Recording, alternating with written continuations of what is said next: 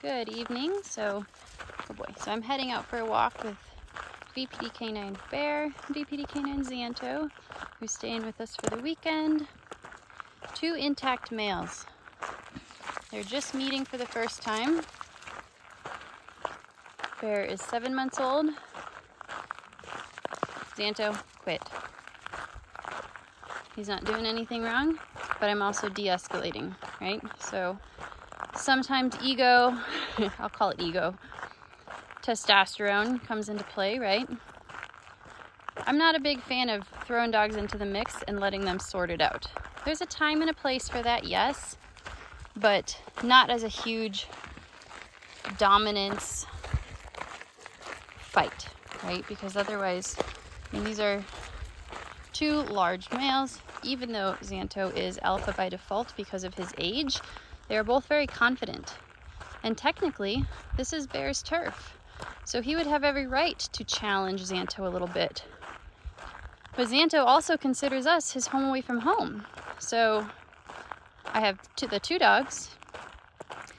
If I threw a female into the mix or another, a neuter, none of that would matter. What matters is that they both respect me. I have an e-collar on Xxanto just because I like to make sure that if I say something and he's like, well, maybe I have a different idea, I can stim him. Just wearing it, he knows. I don't have an e-collar on Bear. He's young enough. He's going to kind of follow Xxanto's lead. But I think it's really important to walk dogs and allow them to get to know each other in a natural pack way. The worst thing you can do when you're introducing dogs is throw dogs into a small room and see what happens.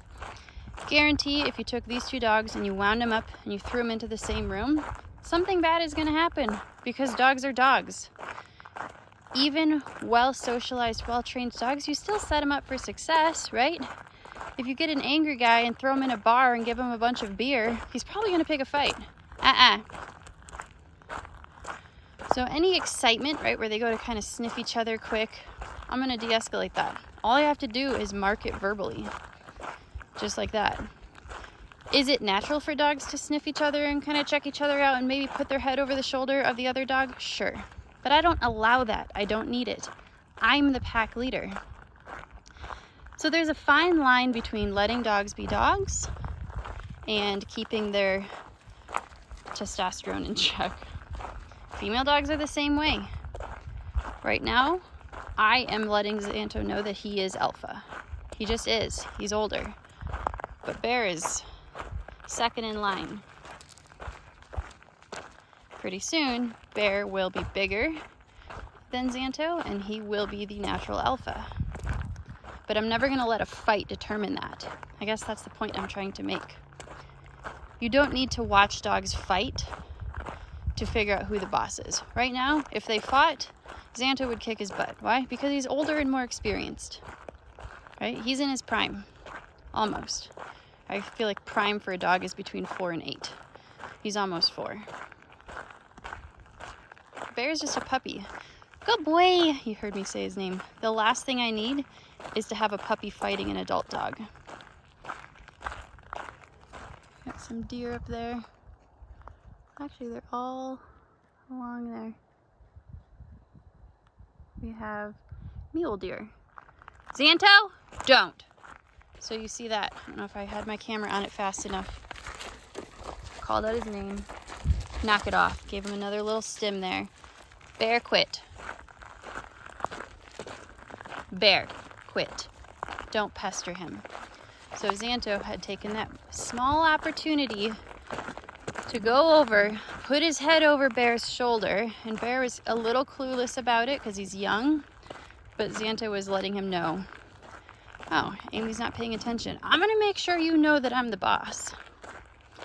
So I called out his name because that's instant attention, and I paired it with a stim, level 12. Not going high.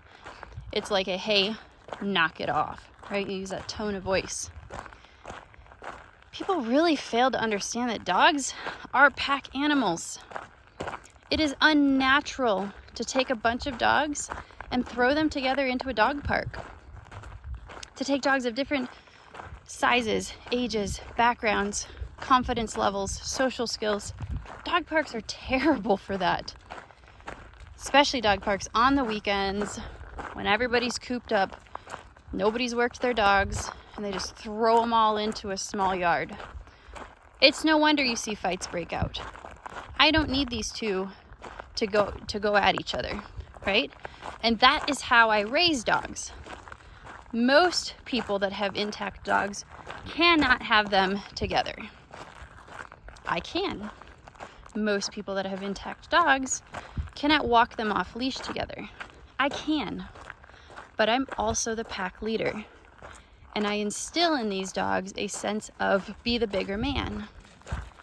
Because they are not allowed to fight everybody to show that they're the boss. Xxanto is the boss. Why? Yeah, you. Because he's oldest. Bear is not. But I'm not going to let Xxanto put him in his place, because Bear's going to be in charge very, very soon here. He will be the alpha of our pack, so I want to keep his confidence high. Right now he has no idea that Xxanto would put him in his place. He's just kind of like, well, I guess we're just walking along here. He has a clue, yes, but I am in charge of the pack. I walk them, and all Xxanto needed was that saying his name paired with the level 12 stim, which you wouldn't even feel at 12. This goes up to 100. That was enough for him to be like, got it, fine, okay. Most trainers can't do that. They've got to put muzzles, e-collars, level 100, leash them up, crown collar, just to control their dogs. I can control with my voice. I back up with stim.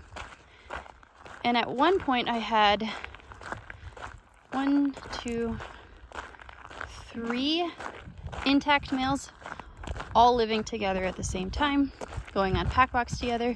By the way, I had intact females too. No fights. When you're the boss of your pack, the pack respects you.